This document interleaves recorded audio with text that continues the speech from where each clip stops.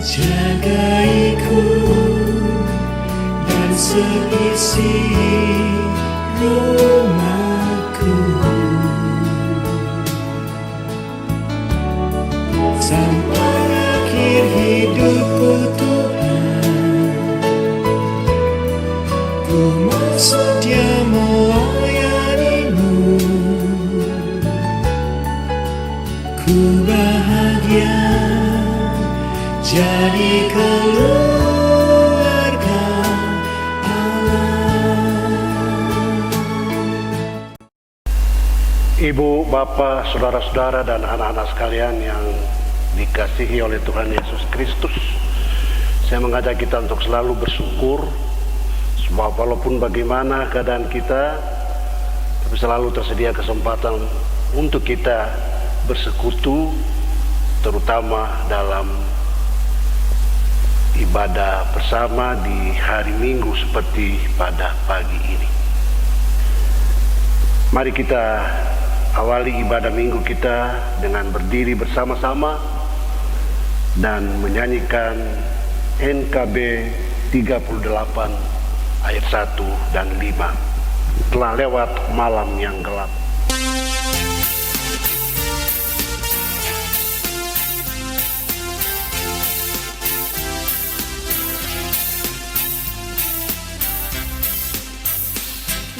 Lewat malam yang gelap, datang hari yang cerah, dan rasa takut pun lenyap, jiwaku bersukalah. Sungguh nyata damai sorga membuatku bergema. Kasih-Mu habis bagiku, jadi harta yang besar. Meski berliku jalanku dan bahaya ku tempuh, tetaplah sukacitaku karena Yesus panduku. Sungguh nyata damai sorga membuatku bergema.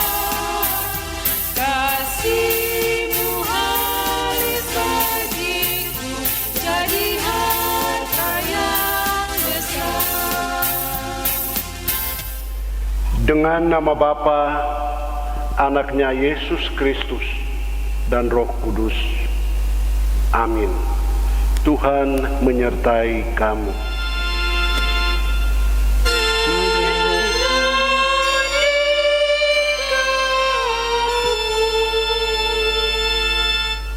Nas pembimbing diambil dari Matius pasal 10 ayat 37. Demikian. Barang siapa mengasihi bapa atau ibunya lebih daripadaku, ia tidak layak bagiku. Dan barang siapa mengasihi anaknya laki-laki atau perempuan lebih daripadaku, ia tidak layak bagiku. Jemaat, silakan duduk.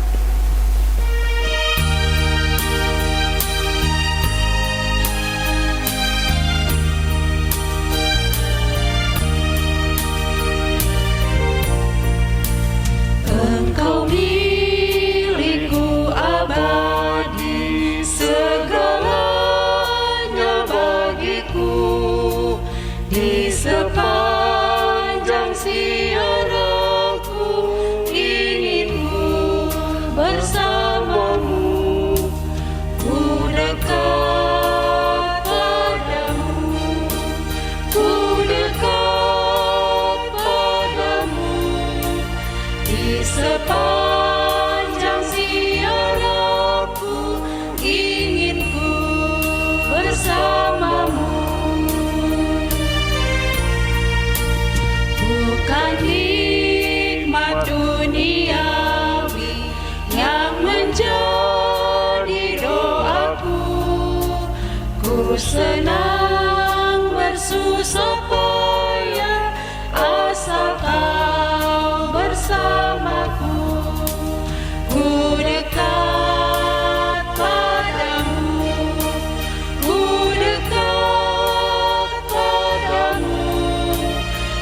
senang bersusah payah asal kau bersamaku.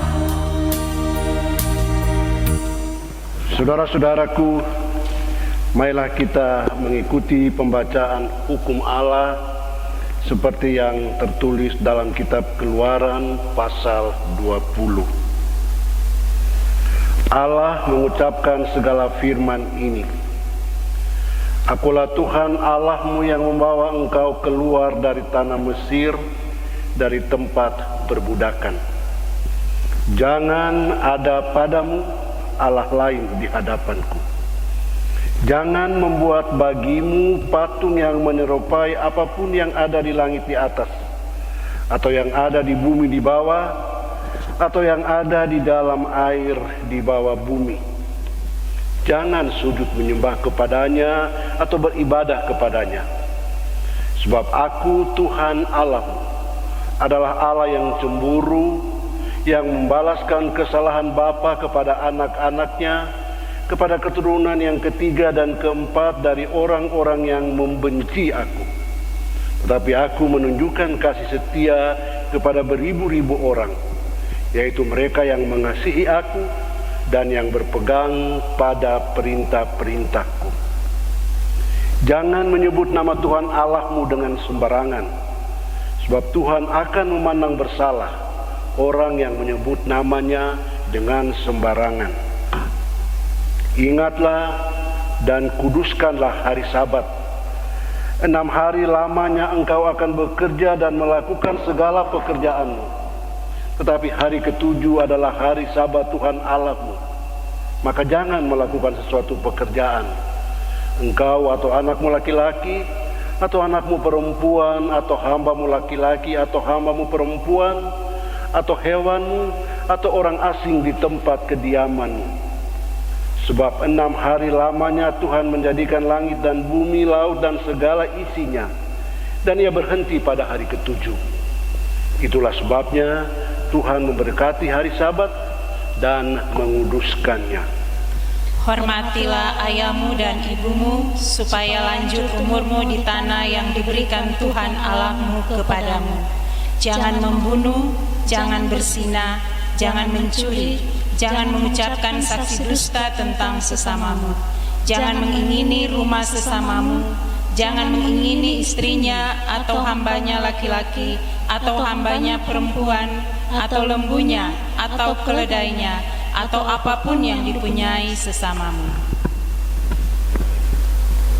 Saudaraku, kita baru saja mengikuti pembacaan hukum Allah, dan ini membuat kita sadar betapa banyaknya pelanggaran, kesalahan, bahkan dosa kita di hadapan Tuhan Allah. Karena itu saya mengajak kita sekalian untuk sekarang ini merendahkan diri di hadapan Tuhan Allah dan mengaku dosa kita kepadanya. Mari kita berdoa. Ya Allah, Bapa yang Maha Kasih, kami semua mengaku bahwa kami adalah orang-orang berdosa yang penuh dengan aib dan celah. Kami bukan saja telah berdosa dengan pikiran, perkataan, dan perbuatan, tapi kami juga dikandung dan dilahirkan di dalam dosa, sehingga tidak selayaknya lah kalau kami ini disebut sebagai anak-anak-Mu. Yang seharusnya bagi kami adalah kalau kami ini dihukum oleh Tuhan. Tapi kami percaya bahwa Tuhan adalah Tuhan yang berkemurahan dan berpengasihan. Karena itulah kami mohon kepadamu ya Tuhan, kiranya Engkau mengasihani dan mengampuni kami, lalu mengaruniakan Roh Kudus-Mu kepada kami, agar kami dapat hidup menurut kehendak-Mu. Kami mohon ya Tuhan, kasihanilah kami. Ya Tuhan Yesus Kristus, kasihanilah kami. Ya Roh Kudus, baharuilah hati kami. Amin.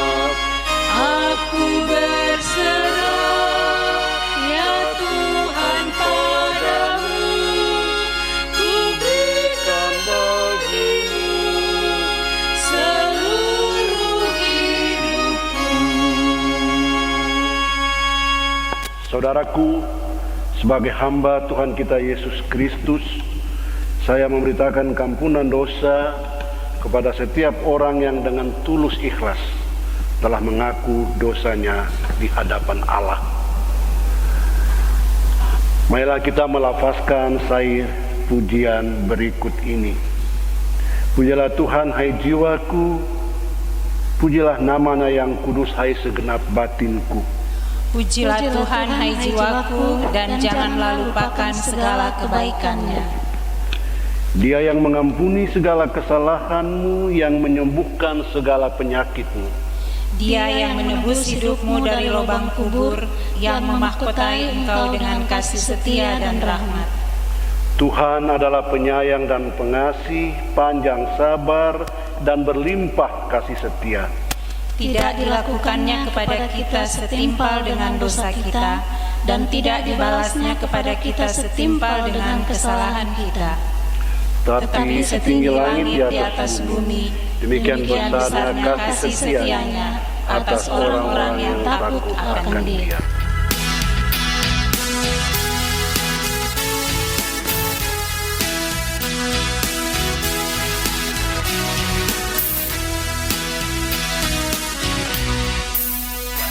Ya Tuhan, Kaulah penebus yang berikan darah-Mu menjadi kurban yang kudus, mulia bagiku.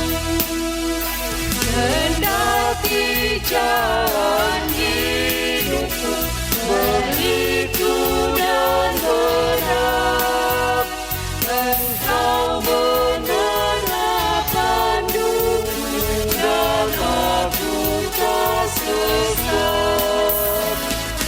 Tanamkan citra-Mu di dalam diriku, supaya hatiku rendah dan mengasihi-Mu. Saudara-saudaraku, mari kita tunduk kepala, kita satu dalam doa. Bapa Surgawi, kami angkat hati kami yang meluap dengan rasa syukur oleh karena semua kebaikan-Mu yang kami rasakan, alami, dan nikmati ketika kami melintasi perjalanan hari-hari hidup kami dari waktu ke waktu. Kami merasa bahwa kami semua terpelihara, dan Engkaulah yang memelihara kami. Sekalipun di sekitar kami, di luar sana, barangkali ada ancaman bagi kelanggengan hidup kami, tapi dengan kasih sayang dan kuasa-Mu, Engkau selalu membungkus kami dan melindungi kami. Kami tetap boleh menjalani hari-hari hidup kami, melaksanakan aktivitas-aktivitas kami, dan boleh menikmati indahnya kehidupan yang beribadah kepadamu seperti yang sedang diselenggarakan saat ini. Terima kasih dan syukur bagi-Mu ya Tuhan. Dan dalam kebersamaan kami pagi hari ini juga, sekalipun kami dipisahkan oleh tempat, kami Engkau perkenankan untuk secara bersama-sama membaca, belajar, merenungkan, dan memetik pelajaran yang berharga dari firman-Mu. Mampukan kami ya Tuhan, supaya kerinduan kami untuk disapa oleh-Mu, diajarkan oleh-Mu, boleh dipenuhi. Mampukan kami ya Tuhan, supaya kerinduan kami untuk selalu berjalan di dalam kehendak-Mu boleh kami laksanakan, karena ada kekuatan yang bersumber daripada-Mu. Jadikanlah kami semua ya Tuhan saksi-saksi hidup tentang bagaimana Tuhan menghendaki kehidupan di dunia ini berlangsung. Ini syukur dan permohonan kami Tuhan, di dalam nama-Mu ya Yesus, yang bagi kami adalah firman itu sendiri. Terpujilah dan dimuliakanlah nama-Mu. Amin. Saudaraku, pembacaan Alkitab kita pada hari ini, minggu ketiga di bulan Oktober 2020 ini, diambil dari dalam Markus pasal 3 ayat 31 sampai 35. Markus 3 ayat 31 sampai 35 sesuai dengan yang ditentukan dari Majelis Sinode kita. Yesus dan sanak saudaranya. Demikian isi bacaan kita. Lalu datanglah ibu dan saudara-saudara Yesus. Sementara mereka berdiri di luar, mereka menyuruh orang memanggil Dia. Ada orang banyak untuk mengelilingi Dia. Mereka berkata kepadanya, "Lihat, ibu dan saudara-saudara ada di luar dan berusaha memanggil Engkau."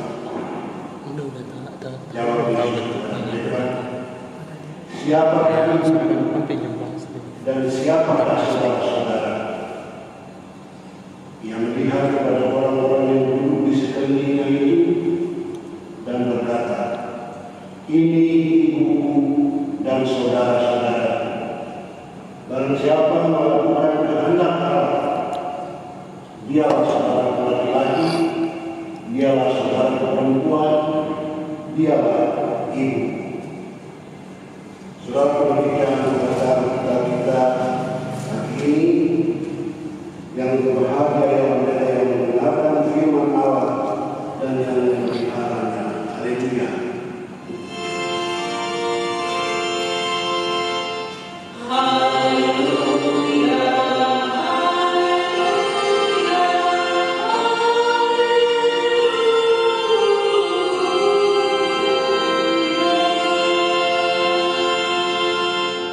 Jemaat yang dikasihi Tuhan, kita akan bersama-sama membawa persembahan syukur kita kepada Tuhan. Hendaklah masing-masing memberi dengan sukacita, jangan dengan duka atau karena terpaksa, sebab Tuhan mengasihi orang-orang yang memberi dengan sukacita.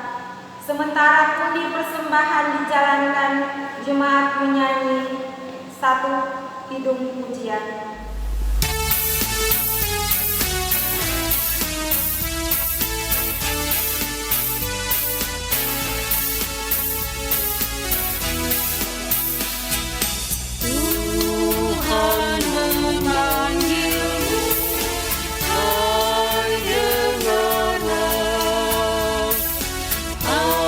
Apapun yang terbaik, dia berikanlah.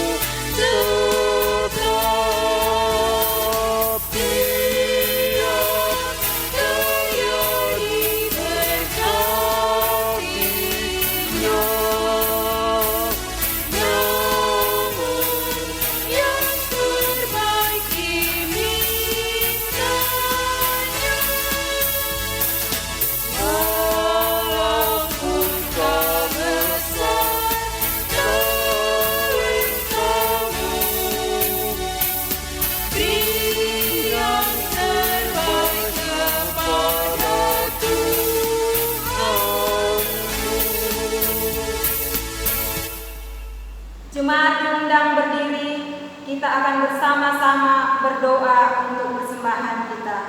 Kita berdoa. Bersama-sama kami datang kepadamu ya Allah. Kami mengucap syukur atas cinta kasih-Mu yang selalu Engkau nyatakan dalam kehidupan kami.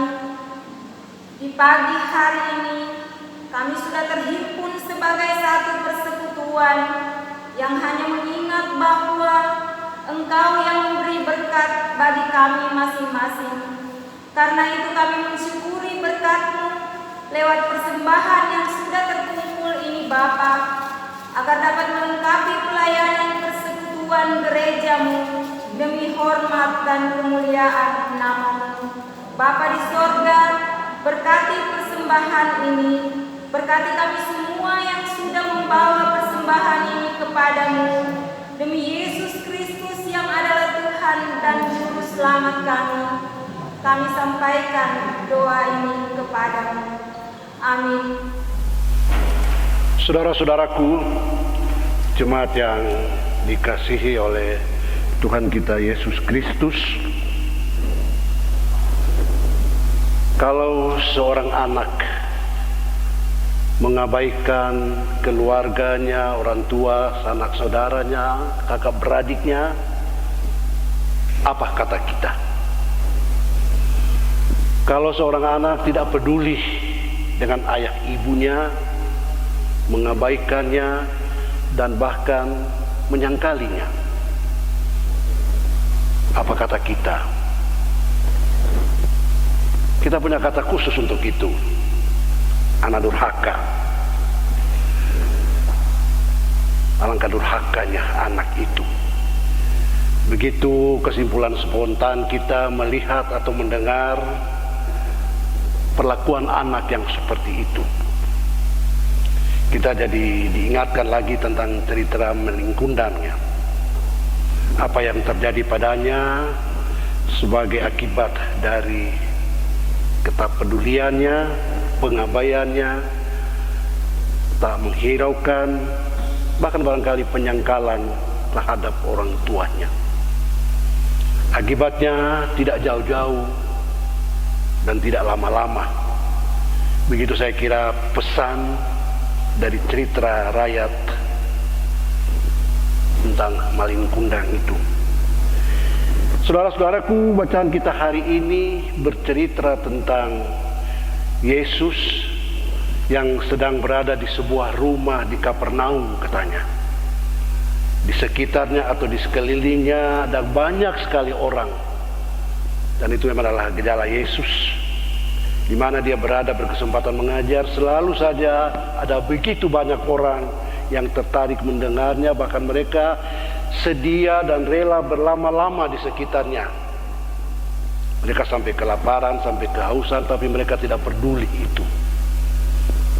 Cerita mujizat tentang Yesus memberi makan 5.000 orang, 4.000 orang, berawal dari membludaknya orang-orang yang setia, tertarik mendengarkan pengajaran Yesus. Nah, ketika itu di sebuah rumah di Kapernaum, rumah yang dijajali oleh banyak orang mendengarkan dia, di luar datang ibunya, ibu Yesus tentunya. Tidak disebutkan nama di sini, tapi saya kira penulis Injil Markus mengasumsi pembacanya pasti tahu siapa yang disebut dengan ibu Yesus. Dan saudara-saudaranya juga tidak disebutkan siapa mereka itu. Tapi saya kira penulis Injil Markus juga tahu bahwa pembacanya tahu siapa yang dimaksud dengan saudara-saudara Yesus. Sesudah Yesus lahir, Maria dan Yusuf hidup sebagai suami istri, dan Maria melahirkan beberapa anak yang menjadi saudara seibu dengan Yesus. Mereka itu datang ke rumah itu bermaksud untuk menemui dia. Tapi sebagaimana jelas dalam cerita kita tadi, Yesus terkesan mengabaikan kedatangan mereka. Padahal sudah jauh-jauh loh. Ibu Yesus dan kakak beradiknya itu berada di Nazaret. Katanya jarak antara Nazaret ke Kapernaum untuk menjumpai Yesus itu sekitar 35 kilometer. Lumayan jauh. Saya kira dari sini ke Priok tidak sampai 35 kilometer ya. Dan memperhitungkan kemampuan transportasi waktu itu, saya kira perjalanan sejauh 35 km itu cukup melelahkan dan membuat orang bergumul, saya kira, mengadakan perjalanan. Itu menunjukkan bahwa niat Ibu Yesus dan anak-anaknya yang lain ini untuk menjumpai Yesus ketika itu luar biasa. Mereka berharap bisa bertemu, ngomong sedikit mungkin. Tapi kita tadi menyatakan bahwa Yesus tidak menghiraukan pemberitahuan salah seorang atau beberapa orang dari orang banyak itu yang mengatakan ibumu dan saudara-saudaramu ada di luar dan mau menemui engkau. Mereka pasti datang dengan kasih sayang sebagai keluarga. Tidak mungkin tidak ada rasa kasih sayang kalau orang Jakarta bilang bela-belain menempuh perjalanan sejauh itu untuk datang kepada Yesus. Tapi jawaban Yesus adalah seperti ini. Siapakah ibuku? Siapakah saudara-saudaraku? Apakah itu terkandung sebuah nada penyangkalan terhadap keluarga dekat yang diikat oleh tali kesedarahan, oleh tali biologis? Ada orang yang mengambil kesimpulan seperti itu. Kok teganya Yesus membiarkan orang tua dan saudara-saudaranya yang sudah mengadakan perjalanan sejauh itu dan tidak ditemui. Apakah Yesus masuk kategori malin kundang? Saya berharap kita tidak menarik kesimpulan seperti itu. Dan mari kita lihat mengapa hal ini sampai terjadi. Yesus sedang berada di tengah-tengah orang banyak. Itu berarti popularitas Yesus sudah cukup tinggi ketika itu. Ada orang yang terkagum-kagum secara positif terhadapnya, tapi ada orang yang karena mungkin tersinggung menolak Yesus. Sebelum ayat pembacaan kita tadi, kalau kita bisa mengintip Alkitab kita, ada cerita tentang Yesus dan Beelzebul. Katanya dendengkotnya roh jahat. Yesus dituduh, dinilai atau dianggap oleh pemimpin-pemimpin agama Yahudi ketika itu sebagai orang yang melakukan, bertindak dengan kuasa Beelzebul. Dan karena itu ada sekelompok orang yang menganggap dia sudah tidak normal lagi, tidak waras lagi. Biasanya ya, orang yang sekarang ini di dunia modern kalau ada kaitan dengan yang seperti itu, yang di dalam dirinya, di dalam hatinya ada kekuasaan lain, ada kekuatan lain yang sedang bekerja,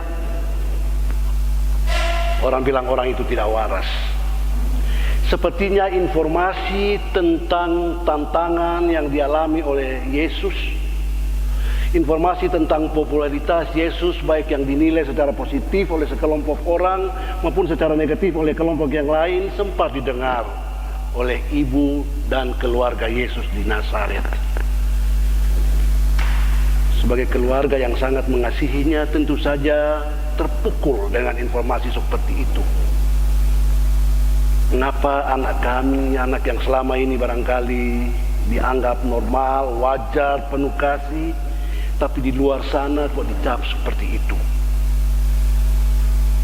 Mana kita tega kalau kita dengar saudara kita di tempat yang jauh sudah tersiar kabar, sudah nggak waras lagi.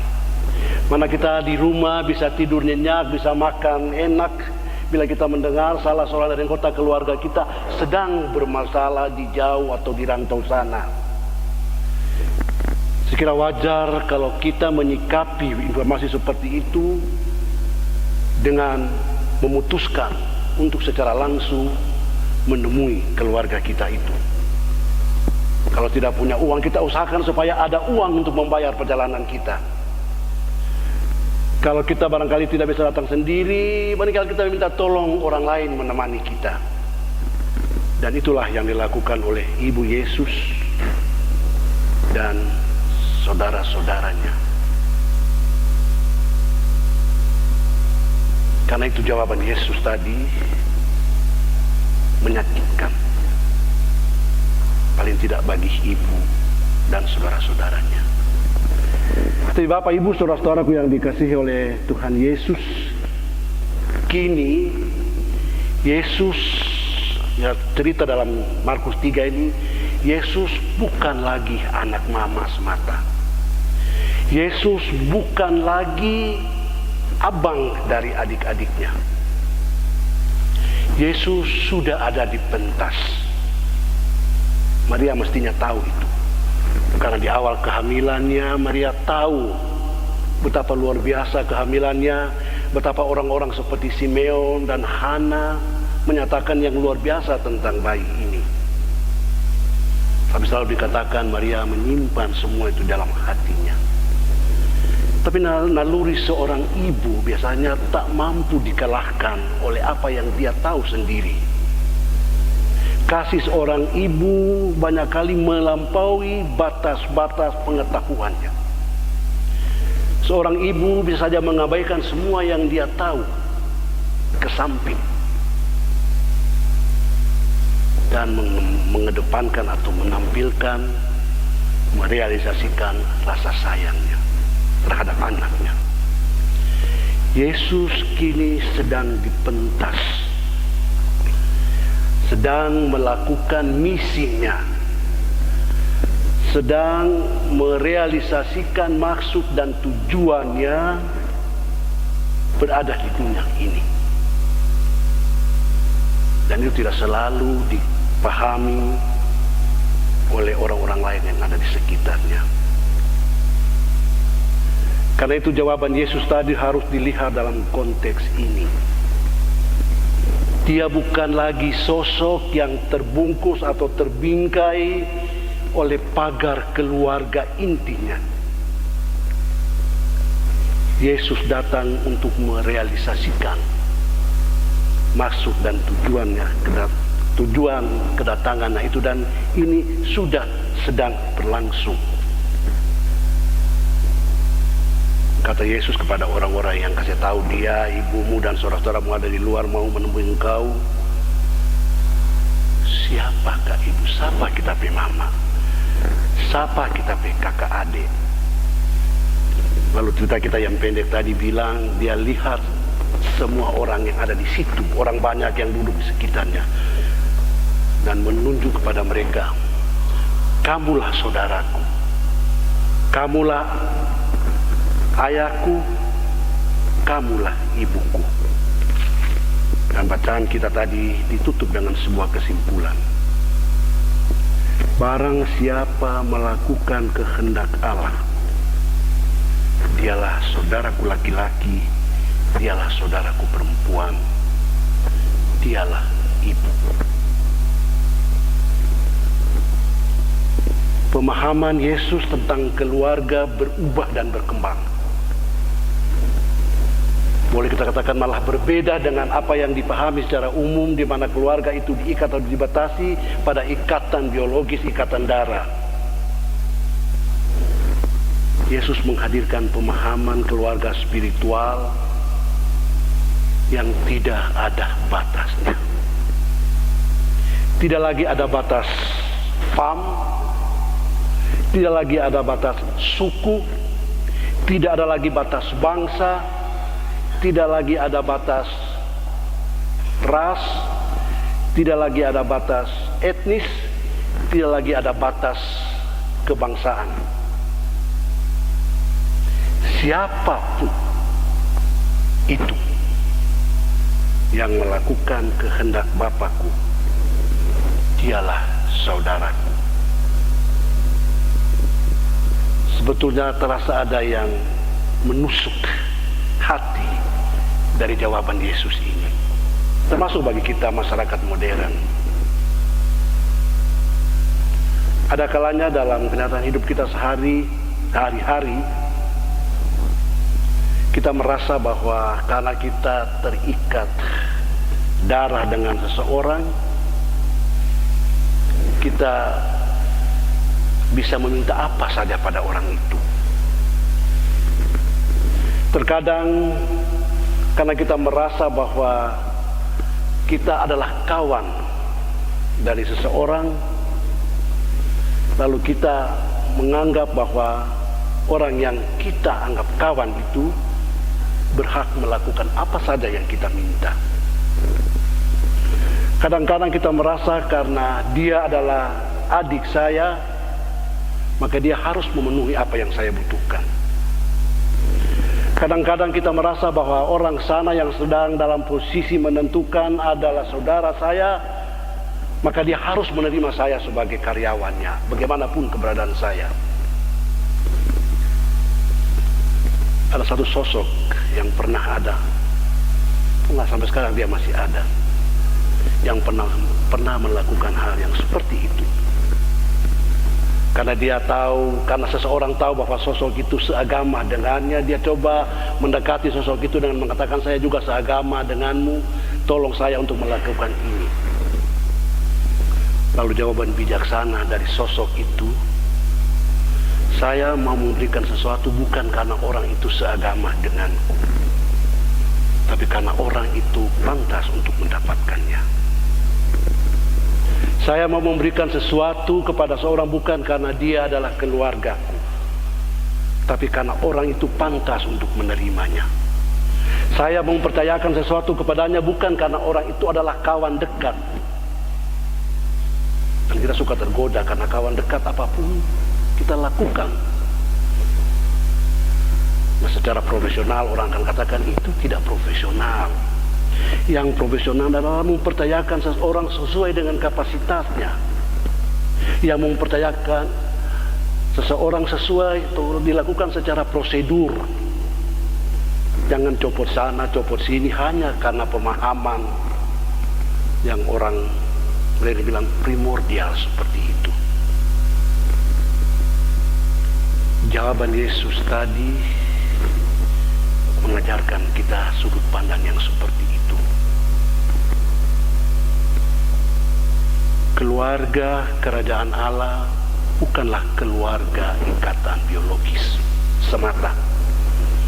Keluarga kerajaan Allah melewati tembok-tembok yang membatasi seperti itu. Keluarga kerajaan Allah adalah universal, dengan catatan yang melakukan kehendak Allah. Ada cita-cita yang mirip dengan ini di dalam kitab Injil. Dalam Matius pasal 7 ya, ayat 21 sampai 23, mungkin kita bisa membacanya. Itu bagian akhir dari menjelang akhir dari khotbah di bukit. Saya baca untuk kita. Bukan setiap orang yang berseru kepadaku, Tuhan, Tuhan, akan masuk ke dalam kerajaan surga, melainkan dia yang melakukan kehendak Bapakku yang di surga. Pada hari terakhir banyak orang akan berseru kepadaku, Tuhan, Tuhan, bukankah kami bernubuat demi namamu dan mengusir setan demi namamu dan mengadakan banyak mujizat demi namamu juga? Pada waktu itulah aku akan berterus terang kepada mereka dan berkata, aku tidak pernah mengenal kamu. Dengarlah daripada aku, kamu sekalian pembuat kejahatan. Kalau ungkapan berseru-seru kepada Tuhan itu kita artikan dengan ibadah, maka boleh kita katakan bukan semua orang yang beribadah yang dijamin pasti masuk kerajaan surga. Bukan setiap orang yang punya kesempatan atau selalu punya kesempatan seperti saya melayani ibadah. Bukan pendeta, bukan penatua juga, bukan karena diaken juga. Jangan karena kita diaken sekian lama, karena penatua sekian lama, pendeta sekian periode tidak pendeta, lalu kita mengatakan pasti terjaminlah aku ada di sana. Yang melakukan kehendak Bapa. Pertanyaan menariknya jadinya apa sih yang melakukan, apa sih kehendak Allah itu? Terlalu mengada ya kalau kita tanya, pasti kita nggak tahu kehendak Allah. Kita jadi teringat akan cerita seorang kaya yang bodoh juga dalam Injil Matius ya.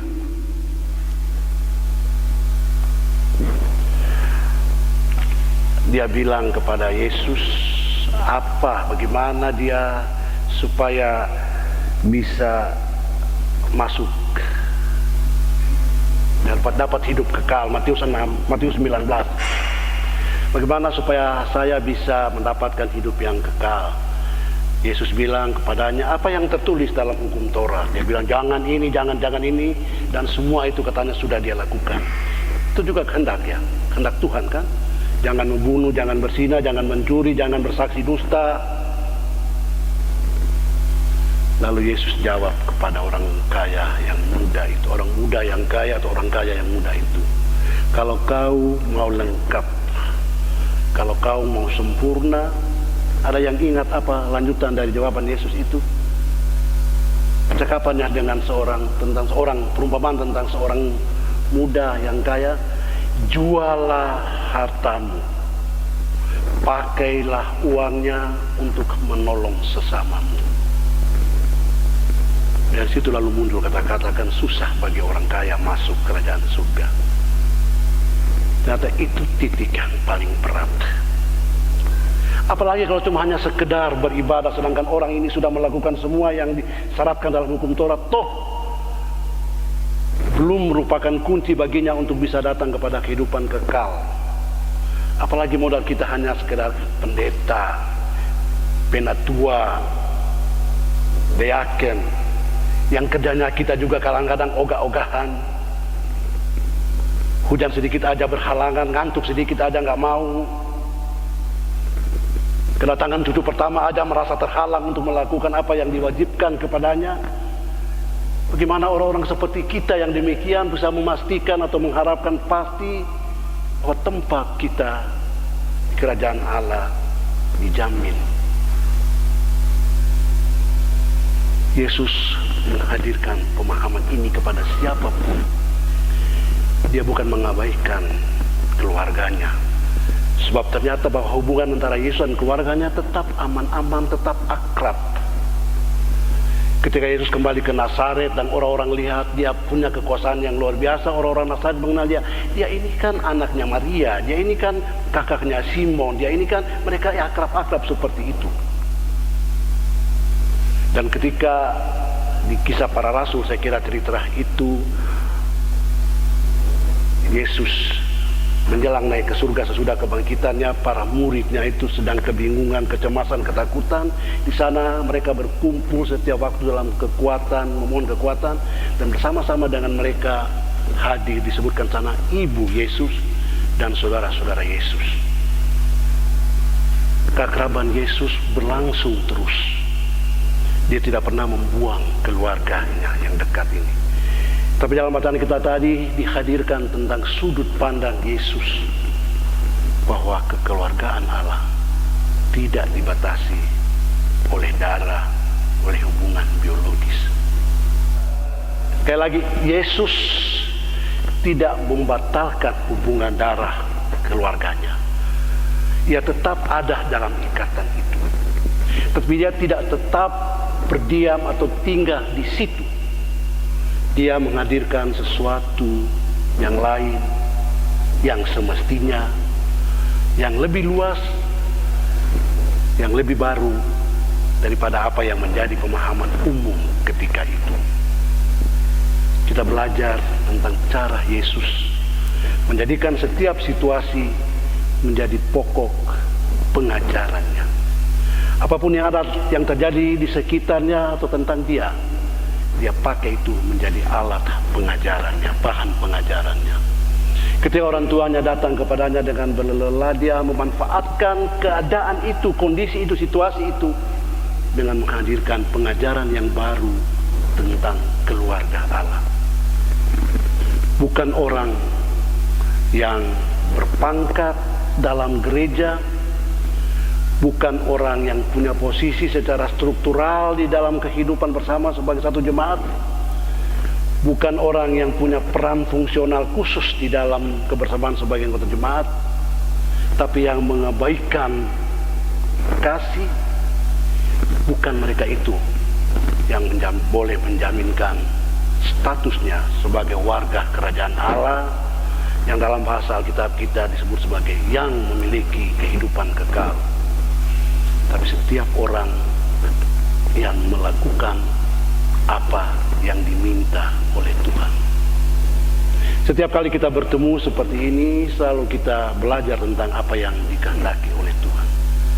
Tapi kita tidak diminta untuk melakukannya secara sepotong-sepotong, melainkan seperti yang dikatakan oleh Yesus kepada orang kaya yang muda, kalau mau lengkap, kalau mau sempurna, jualah harta milikmu, bagikanlah itu kepada yang membutuhkannya. Amin.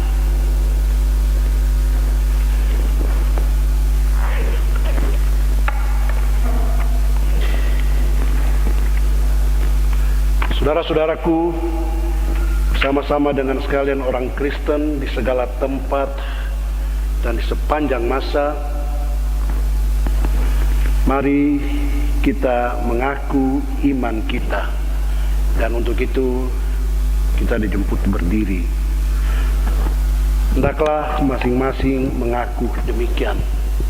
Aku percaya kepada Allah Bapa yang Maha Kuasa, Khalik langit dan bumi, dan kepada Yesus Kristus anaknya yang tunggal Tuhan kita, yang dikandung dari Roh Kudus, lahir dari anak darah Maria, yang menderita di bawah pemerintahan Pontius Pilatus, mati dan salib, turun ke dalam kerajaan maut. Pada hari yang ketiga bangkit pula dari antara orang mati, naik ke surga, duduk di sebelah kanan Allah Bapa yang Maha Kuasa, dan akan datang dari sana untuk menghakimi orang yang hidup dan yang mati. Aku percaya kepada Roh Kudus, gereja yang kudus dan am, persekutuan orang kudus, kegiatan daging dan hidup yang kekal. Amin. Amin. Rohku pun berkata, amin. Sabdamu benar. Jemaat silakan duduk. Kita berdoa syafaat dan akan kita akhiri dengan mengucapkan bersama-sama doa Bapa kami.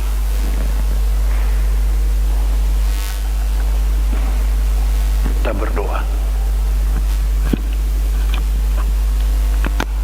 Tuhan Yesus, kiranya Engkau memberikan kami kekuatan supaya kami dapat mewujudkan kehendak-Mu dalam dunia ini melalui kehadiran kami di setiap tempat di mana kami berada. Kiranya Engkau selalu mengingatkan kami sehingga kami tidak membanggakan status pribadi kami, status sosial kami, status ekonomi kami, status pendidikan kami, status struktural dan fungsional kami masing-masing.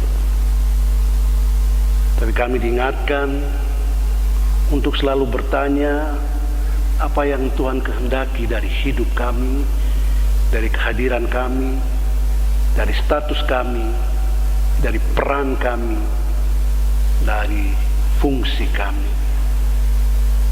Biarlah kehadiran mampu kami tunjukkan dalam dan melalui kehidupan kami sehari-hari. Inilah pelajaran yang kami petik ya Tuhan dari perenungan kami bersama pada hari ini. Bapa di surga, sekarang kami mau membawa syukur khusus dari anak-anak-Mu yang merasa beruntung karena boleh bertambah usia pribadi maupun keluarga, boleh bertambah anggota keluarga karena kehadiran anak atau cucu, adik atau kakak, karena boleh sembuh dari sakit, karena boleh melanjutkan studi, karena boleh menerima penghasilan sebagai buah dari pekerjaan yang ditekuni, karena boleh menikmati sukacita dan kebahagiaan di tengah-tengah keluarga, karena boleh mengasihi dan dikasihi, karena boleh punya teman, punya kawan, dan karena boleh memberi diri untuk bisa berguna bagi orang lain, bagi masyarakat, bagi jemaat. Kiranya Engkau memberkati sukacita dan syukur anak-anak yang seperti itu, termasuk sukacita saudara kami Deo Nonta yang berhari ulang tahun. Engkau pelihara dia ya Tuhan, Engkau lindungi dia di dalam setiap gerak kehidupannya. Dia memerlukan Engkau ya Tuhan dalam perjuangannya menapaki hari-hari hidupnya yang penuh dengan tantangan. Kami berdoa untuk dia dan kakak beradiknya. Kiranya mereka semua diselimuti oleh Tuhan dengan rahmat-Mu supaya mereka terpelihara dan ikatan kasih mereka boleh selalu tertaut. Kami juga bawa permohonan khusus dari orang-orang yang memerlukan pertolongan Tuhan dalam hidup mereka. Mereka yang merasa tubuh tidak lagi sekuat dan sekokoh, bahkan setegar dulu, seiring dengan bertambahnya usia. Tuhan kiranya hadir di tengah-tengah kehidupan mereka, hadir dengan kekuatan, hadir dengan semangat, sehingga sekalipun secara fisik barangkali mereka lemah, tapi keteguhan percaya mereka membuat mereka selalu berpengharapan dan selalu bersemangat. Kami bawa dalam doa kami ini saudara kami Doni Rudolf, yang karena kondisi kesehatannya memerlukan perawatan khusus secara berkala di rumah sakit. Kami tahu bahwa ia ada dalam perawatan orang-orang yang terampil, ahli, dan diberkati. Karena saudara kami ini merasakan pelayanan yang seperti itu. Apa yang sedang bergejolak di hatinya Tuhan tahu. Dan apa yang merupakan harapannya dalam waktu dekat Tuhan juga tahu. Kiranya baginya terbuka jalan yang baik supaya dia bisa merealisasikan kerinduan dan harapannya. Orang-orang yang ada di sekitarnya yang selalu memberikan perhatian kasih terhadapnya juga diberkati oleh Tuhan. Dan karena semangat hidup akan selalu ada di dalam diri kekasih kami ini. Kami berdoa ya Tuhan untuk pelayanan menyeluruh dari jemaat di Mis Depok ini. Bahkan seluruh jemaat yang ada di bawah payung pelayanan Gereja Masehi Injil Sangit Talaut. Hanya semua yang dilakukan oleh jemaat-jemaat ini, termasuk jemaat Mis Depok ini, di zaman pandemi ini, terasa menyentuh hati dan kehidupan warga jemaat yang berada dalam wilayah pelayanannya. Berkati terus dengan kekuatan, dengan kesehatan bagi hamba-hambamu yang dipercayakan dengan tugas pelayanan ini. Pendeta, para penatua dan para diaken, berkati mereka dengan sukacita, berkati mereka dengan kreativitas, berkati mereka dengan semangat yang selalu ada dalam merancangkan pelayanan yang membuat orang-orang merasakan kehadiran jemaat-Mu. Sehatkan dan kuatkan. Kami bawa juga dalam doa kami hari ini, sama seperti dalam setiap doa kami, akan keberadaan bangsa kami, keberadaan dunia ini yang masih saja diancam oleh virus corona COVID-19 ini.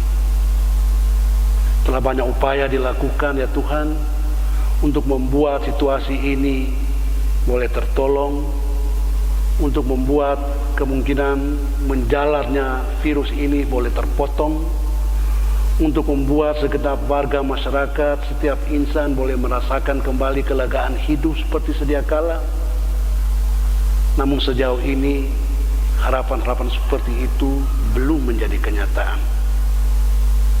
Barangkali kami sebagai masyarakat, sebagai warga masyarakat punya andil terhadap kenyataan ini ya Tuhan. Ampuni kami Tuhan, dan tanamkan di dalam hati kami tekad yang sekuat-kuatnya untuk ikut bekerja sama dengan pemerintah kami, melakukan apa yang diatur dalam protokol kesehatan, supaya menjalarnya virus ini boleh terhenti, boleh terputuskan, dan keadaan yang lebih baik boleh segera menjadi kenyataan. Berkatilah terus menerus ya Tuhan pemerintah kami, pemerintah bangsa-bangsa lain di dunia ini juga. Berkatilah semua orang yang ada di front terdepan, yang bekerja dengan sekuat tenaga untuk melakukan hal-hal yang harus dilakukan supaya situasi ini semakin hari semakin membaik. Ini Tuhan antara lain permohonan bersama kami pada hari ini. Selebihnya Tuhan mengetahui apa yang sedang kami gumuli, apa yang sedang kami pikirkan, apa yang sedang kami rancangkan, dan apa yang sedang kami harapkan. Jika semuanya itu dikenan oleh Tuhan, kami mohon Engkau berkenan membuat itu semua menjadi kenyataan. Kini dengarkan Tuhan doa yang kami mau ucapkan bersama-sama. Bapa kami yang di surga, dikuduskanlah nama-Mu, datanglah kerajaan-Mu, jadilah kehendak-Mu di bumi seperti di surga. Berikanlah kami pada hari ini makanan kami yang secukupnya, dan ampunilah kami akan kesalahan kami seperti kami juga mengampuni orang yang bersalah kepada kami. Janganlah membawa kami ke dalam pencobaan, tapi lepaskanlah kami dari yang jahat. Karena Engkaulah yang mempunyai kerajaan, kuasa, dan kemuliaan sampai selama-lamanya. Amin.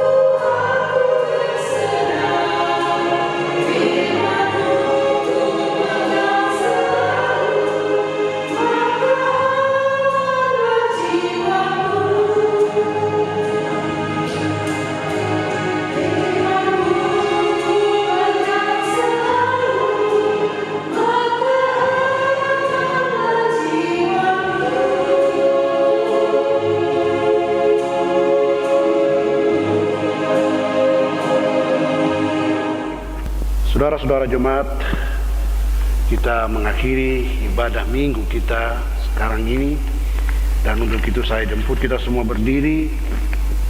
Mari kita nyanyikan NKB 213 bait pertama dan kedua, Kita Sudah Ditebus Olehnya.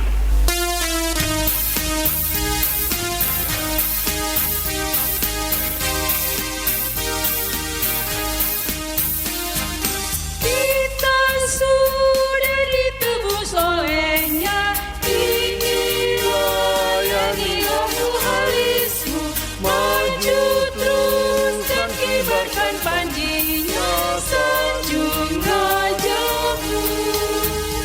Mari bawa padanya segenap talentamu, serta hidup mengikuti firman-Nya.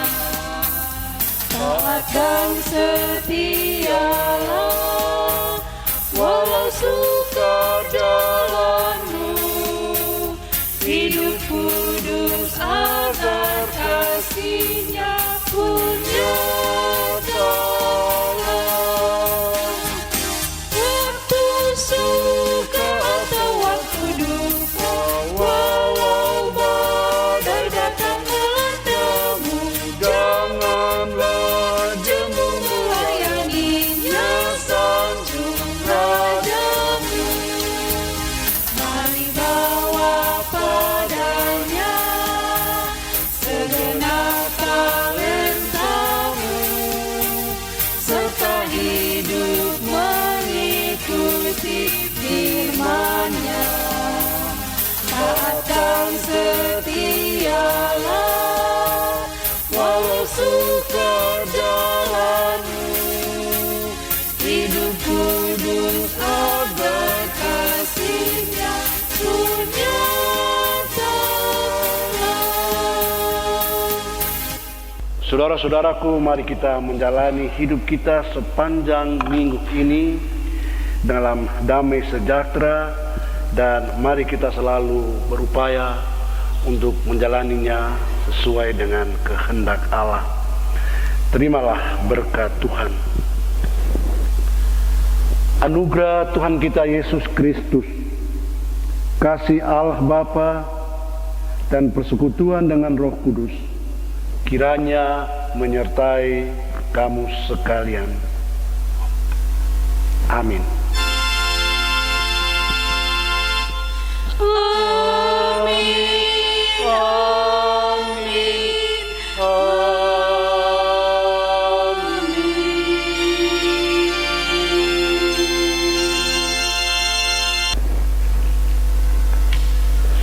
Saudaraku, demikian ibadah minggu kita sudah selesai, dan selamat berhari Minggu.